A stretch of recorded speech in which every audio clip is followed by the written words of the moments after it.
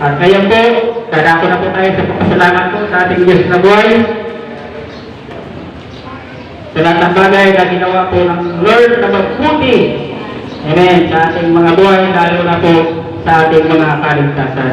So, ipagbukas po kayo sa akin sa aklat po ng Roma, chapter 7, verse 23. Ngunit may ibang kapangyarihan sa mga bahagi ng aking katawan na sa tuntunin ng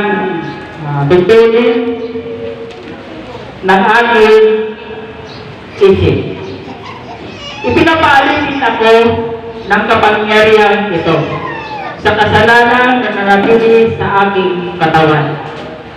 Anong saklap ng aking kalagayan? Sino kaya ang magliligtas sa akin sa kalagayan ito na nagpapahamak sa akin? Wala nang iba pa kundi ang Diyos sa pamamagitan ni Jesucristo na ating Panginoon. Salamat sa Kanya. Amen. Yan po ang sinabi po ni Apostol Paul, siya po ay magpapasalamat po sa kalayaan, nung siya po ay alipin pa ng kasalanan. Amen. Talaga po walang iba po ang makakapagpalaya po sa tao sa lahat ng mga bisyo, mga kasalanan na umalipin nung tayo ay wala pa sa Panginoon. Pero nagpapasalamat po si Apostol Paul dahil po na siya ay pinalaya ng Diyos sa pamamagitan ng ating Panginoong Jesucristo. Amen. Kung kaya tayo kung lahat kayo na pinalaya ng Diyos, tayo lahat ng anak ng Diyos na narito, tayo pinalaya ng Diyos sa pamamagitan ng kanyang buntong na anak, tayo po ay tinubos ng Panginoon Jesus, at tayo po ay lumaya na sa lahat ng kasalanan ang ating nagagawa. At ang paligtasan, amen, ay dumating na sa ating lahat ng mga talang Jesus is my life, at lahat po yan ay dapat natin ipagpasalamat sa ating Diyos na buhay. At sa lahat ng bagay, amen, na mabubuti, mga pagpapalatimala, ay pagpasalamat po yan natin sa ating Panginoon. Amen. At kaya po, dito po muna tayo sa mga dalangin. Sino po ang unang magpasalamat po sa ating Panginoon? Mga pinagpala, mga pinalaya, karoon ng kaligtasan. Palapakan po natin ang Diyos na buhay sa buhay po ni Brother Lito Vilapena.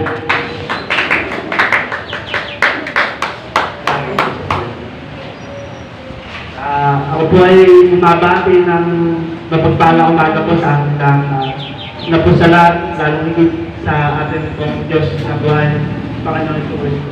Ako po ay nagpapasalamat sa Panginoon dahil po yung aking pong pamangkin ay nasundo ko po sa Rice Mill at na-invite ko po siya dito sa Jesus My Life upang marinig po niya yung mga salita po ng Panginoon sa araw na po. At nagpapasalamat din po ako sa Panginoon sa isang linggong pagsama sa aking buhay, sa pag-iingat, proteksyon, gabay, malayo sa mga sakit karamdaman, aking mga mahal sa buhay. Bagamat nakakaranas po tayo ng mga hindi maayos na pakiramdam sa katawan, mga sipon, at mga karamdaman na pansamantal lang po, nandun po pa rin po yung pagsama ng Panginoon at patuloy po niya tayo iniingatan sa lahat ng oras at panahon habang tayo po ay patuloy na nagpapakatapat po sa Kanya. Salamat po sa Panginoon sa kalakasan, sa araw-araw, sa lahat po ng bagay na ipinagkakaloob niya sa buong isang linggo sa aming buhay, kasama po ang mga mahal sa buhay, maging sa aming mga kapatid sa buong Jesus ngayon. At yun lamang po. Salamat po sa Panginoon. Amen. Talaga napabuti po ng Lord sa kanyang pamangkin. Kaya po talaga mission po ng ating Panginoong Jesucristo. Amen. Sino pa po? Mayroon pa pong isa na lang. Isa lalaki. Wala na po ba? Ibigay ko na po dito sa mga babae. Tama po tayo sa mga babae. Sino po magpapasalamat sa ating Diyos na buhay? Palapakan po natin ang buhay ng Diyos sa buhay po ni Mama Girl. Mapagpalang umaga po sa lahat. Okay, nagpapasalamat sa Diyos sa lahat ng mabubuting bagay na patuloy na nakaganap sa buhay ko. Noong nakaraang linggo, magsisimula na yung night market na tawag dyan, sa basar ang tawagin sa may munisipyo. Siguro alam talaga ng Diyos yung mga bagay na nabibigatan ako. Sabi yung may-ari ng pwesto sa akin, gusto mo bang magtinda? Ipapakiram ko sa iyo yung pwesto na, yung pwesto ano. Hindi ko yung naisip na kung ano ba yung mga bagay na plano na niya. Sabi ko, sige, tinanggap ko yung alam niya. Hindi ko naisip na wala naman akong puhunan. Tapos, nung nakauna ako sa kanya, may pati 2 araw, wala pala akong pampuhunan. Tapos, sabi niya, kailangan bumili ng torda, yung may suka, tapos kulay pula. Nasa 3,000 yung malagani. Sa pag-isipin ko yun, ano kung 3,000 para makabili ako ng torda, sa kanya nahanapin. Sa kabutihan para talaga si Lord talaga yung magbuti. Nagbigay sa akin na pamili ng torda. So, ibig sabihin yung torda, nakabili na ako. Yung puhunan na naman sa paninda. Sabi nung nagalaw sa akin dun sa pwesto, pinag kita ng pera, bayaran mo lang 100 araw-araw. Siyempre, pinag-iisipan ko kasi may tubo yun eh. Nagamit ko sa kapatid ko na panghiram ako, sabi niya, huwag ka nang manghiram ng pera. Ito na yung perang gamitin mo kasi itinatago ko lang naman to. Alam mo yung ganatihan ng Diyos, yung mga bagay na hindi mo pinangarap, tama yung sinasabi ng Korinto eh. Yung mga bagay na hindi mo naiisip at pinapangarap, pinaplano, nakapangarap at nakaplano pala sa Diyos. So, madaling sabi, nagkaroon ako ng puhunan, nagkaroon ako ng pwesto, nagkaroon ako ng anak buhay.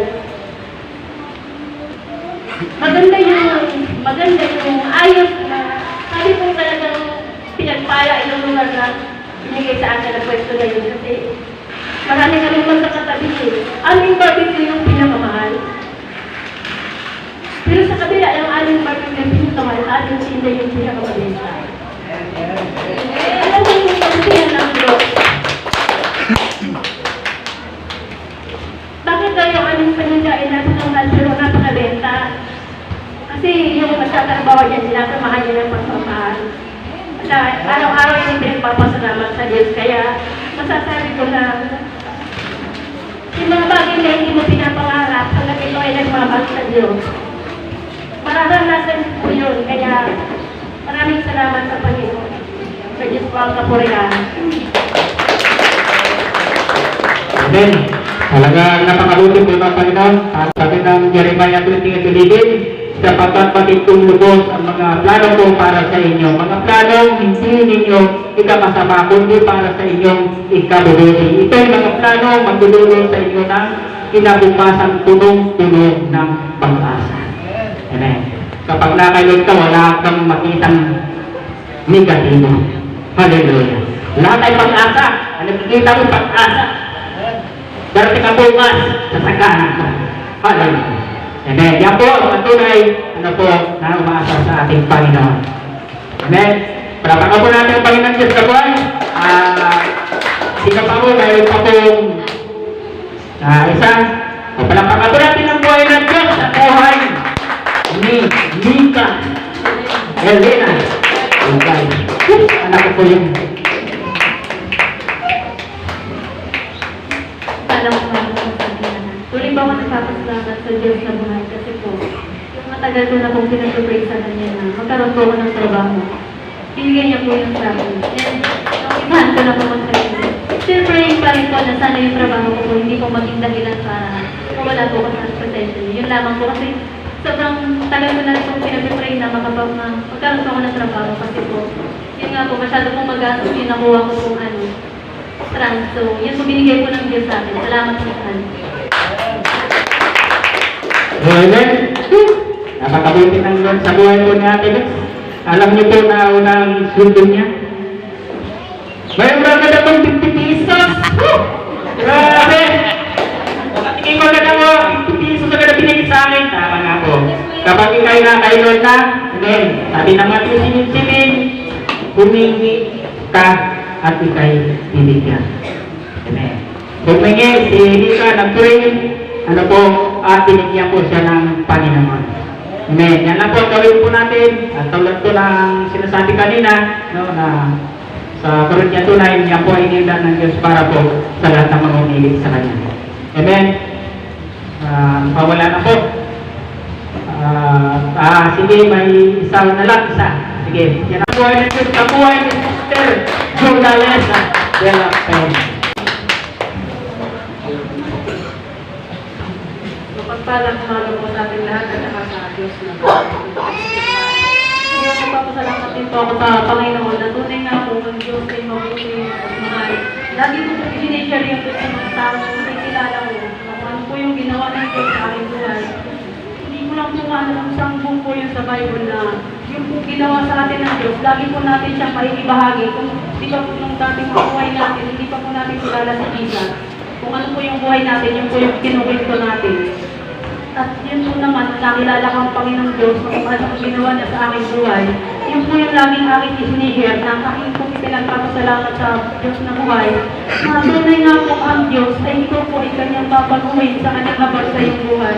At yun po aming nararanasan na yung po mga nakakasalang po po mga tao, pag nakikita nila ako, talagang na-amaze sila kasi nga, nung po pagkakilala nila sa akin dati, hindi ko po inaayos yung sarili ko. Nung nakilala nila ako ngayon, nung nakilala nila ako yung may Diyos sa aking buhay, once daw po dun sa lugar na yun, meron akong mahikayat na sumama sa akin. Sila din po ay sasama sa kabila ng, alam naman po natin mga tao sa Rizal.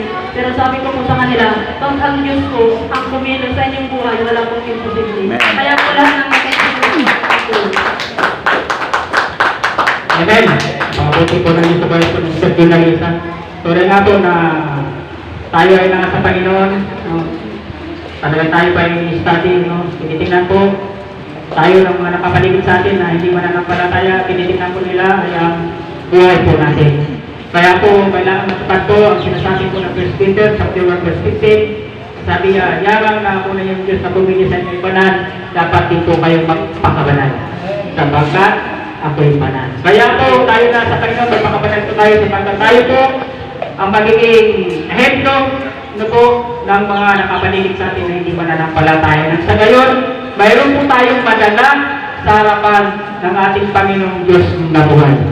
Katulad mo na liligtas ka ng Panginoon, magagamit ka rin ng Lord para sa kaligtasan ng marami sa pamamagitan ng iyong matuwid na pamumuhay.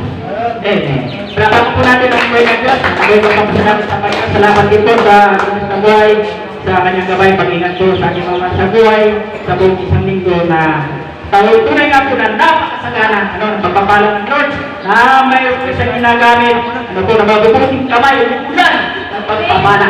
Hallelujah! Araw-araw na lang po yan, galing dumara, pagpapala, sa nagbubulas sa Diyos. Nagsabi, sikret po yan. And then, ang tanglan po niyan ay sa Diyos po ang paborit. Palapaka po natin ang buhay ng Diyos.